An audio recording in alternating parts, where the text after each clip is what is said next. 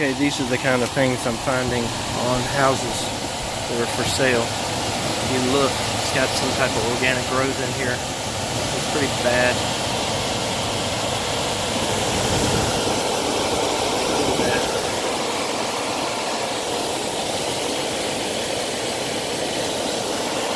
This kind of stuff I find, that's supposed to be silver where I'm shining my light. It's nothing but black.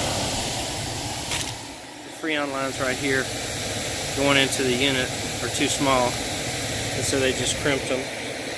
And that's not the worst. This line right here was even smaller the further back we go. If you look right here on the, it's right over the edge, but it gets smaller right there.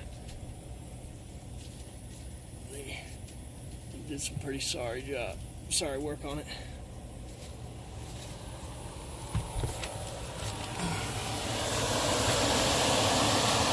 Look at the electrical on this.